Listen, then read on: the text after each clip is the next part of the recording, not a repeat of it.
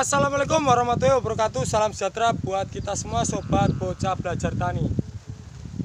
Di kesempatan kali ini saya tetap menyapa dulur semua yang masih setia untuk mengikuti tutorial-tutorial, sharing-sharing, berbagi daripada ilmu pertanian tentang bawang merah di channelnya Bocah Belajar Tani. Ini sekitar pukul 3 atau hampir setengah 4 sore. Ini saya ke lahan, tetap saya update setelah saya lakukan pemupukan kemarin. Hari ini saya akan membagikan cara mempertebal daun. Untuk kemarin itu saya memberikan cara untuk membesarkan popor atau batang. Dan hari ini saya akan memberikan cara untuk mempertebal daun. Karena begini dulur, pada tanaman saya kali ini itu sangat berbeda jauh dengan tanaman saya ditanam periode yang kemarin, yang sebelumnya. Untuk kali ini mau dari benih yang tajuk, yang benih terlarang, dan juga benih yang dari Bantul juga Jogja, kesemuanya itu mempunyai ciri daunnya tipis.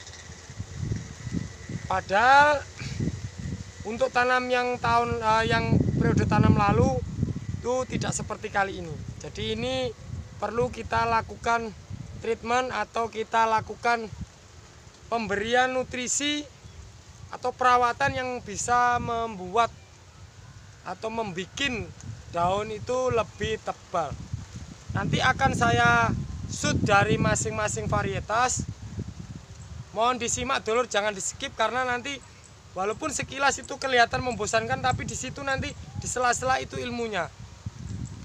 Yang jelas untuk aplikasinya akan saya jelaskan dulu, dan nanti akan saya tunjukkan ciri-cirinya seperti apa dan kebutuhannya itu apa. Dulur, kalau menurut pengalaman bocah belajar tani dan aktivitas bocah belajar tani di petani-petani lain tentang masalah daun bawang merah itu, yang pertama dulu, jika terjadi bawang merah itu daunnya tipis, itu ada beberapa yang sudah diaplikasikan, yaitu pemberian kalsium atau pemberian silika, atau pemberian pupuk atau semacam YPT. Itu awas, hati-hati. Begini penjelasannya dulu. Nah, ini seperti ini penjelasannya. Kita itu memberikan nutrisi atau kebutuhan daripada nutrisi mikro dan makro pada tanaman itu, kita juga wajib mengenali ciri dan kondisi tanaman kita. Seperti halnya tanaman saya saat ini, kalau saya memaksakan memberikan silika, maka itu saya juga bunuh diri. Karena penjelasannya ini, makanya itu dulu semua mohon disimak, karena nanti ada penjelasan ke tanamannya. Ini teorinya. Pada tanaman saya kali ini, daun itu keseluruhan tipis, tapi pertumbuhannya berbeda dulu. Yang benih terlarang yang di belakang saya tepat ini, di usia 15 HST itu tingginya hampir 1 jengkal lebih, jadi hampir 20 cm sudah. Memang besar-besar daunnya tapi tipis dulu. Kemudian yang dari Jogja, antara yang varietas Crok dan varietas Dolkali itu ada kemiripan di usia 15 HST ini. Kemungkinan itu varietas yang sama, hanya saya mendapatkannya itu berbeda tempat, seperti itu saja dulu. Sekarang nampak sekali tuh dari lengkungan daun, dari warna daun itu sama. Tidak terlebih pada yang Thailand. Pada yang Thailand kan kondisinya itu tegak dulur, bagus. Hanya saja pertumbuhannya kurang wes. Itu karena faktor benih juga tidak rata. Ada yang kecil, ada yang agak besar. Tuh. Kalau saya lakukan pemberian kalsium itu mungkin bisa jadi, karena tanaman itu kalau kita berikan kalsium itu tidak mengurangi atau tidak menghambat pertumbuhan. Jadi dia tetap masih akan bertumbuh sesuai pertumbuhan normal. Karena kalsium itu juga nutrisi mikro dan makro sekunder. Itu jadi satu, makro sekunder dan mikronya. Dan terhadap tanaman saya kali ini, kalau saya berikan silika, maka yang pertumbuhannya itu kurang subur, dia akan justru macet, tidak berkembang. Daunnya kaku tapi tidak berkembang. Betul semua, pertanyaannya itu pasti begini, bagaimana cara membuat daun itu kaku? Nah ini awas, ini jebakan ini.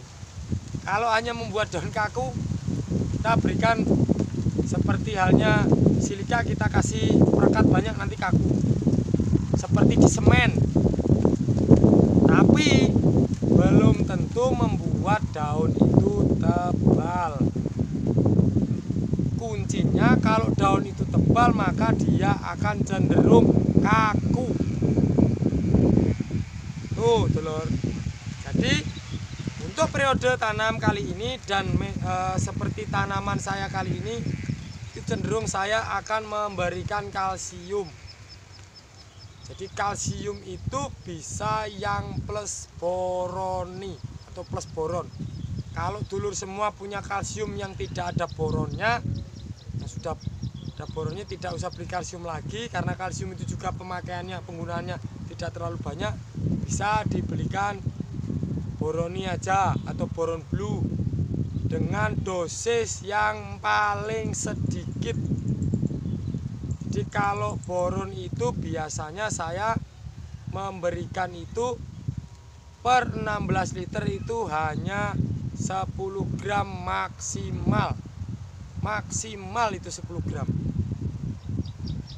Sampai panen pun kalau saya masih menggunakan boron, per 16 liter atau per tangki itu saya memberikan boron itu dosisnya 10 gram. Walaupun kita aplikasinya nanti 3-4 hari sekali. Dan untuk kalsiumnya saya berikan 30 gram. Buat dulur semua yang punya kalsium yang sudah plus boron, seperti halnya kalsika itu kan ada nanti di situ, kalsium plus silika, kalsium plus boron gitu. Itu ya dulur. Jadi kalau dulur semua memberikan kalsium dengan tanaman kondisinya itu macet, jangan yang ada kandungan silikanya. Nanti setelah daun itu mulai kelihatan subur dan tumbuh, kelihatan hijau, baru kita masukkan silika. Jadi tanaman saya kali ini mungkin ini dulur, mungkin karena saya terlalu bertahan tidak melakukan spray sampai usia 15 HST ini sudah 4 kali diguyur hujan, 3 kali hujan deras, dan 1 kali itu gerimis, kemudian terang lagi, gerimis lagi, terang lagi, itu 1 kali. Belum saya lakukan penyepraian mau nutrisi mau apapun, belum pernah sampai 15 HST. Itu bisa jadi karena biasanya saya itu kalau usia 10 HST itu sudah mulai saya berikan nutrisi untuk daun, itu melihat cuaca. Tapi kalau tanaman kali ini saya belum masukkan nutrisi apapun dan pestisida apapun. Itu ya dulur. Nanti akan saya jelaskan sembari saya jalan, saya shoot. Untuk itu jangan di skip. Nah dulur, kita lanjut untuk ke lahan. Dan ini sekedar informasi. Untuk kali ini saya mungkin videonya agak goyang-goyang atau ada bayangan seperti tiang itu, karena saya tidak bawa tripod. Saya hanya menggunakan nih seperti ini, saya ikat. Nah dulur, kita ke tanamannya. Kita lanjut ke part 2.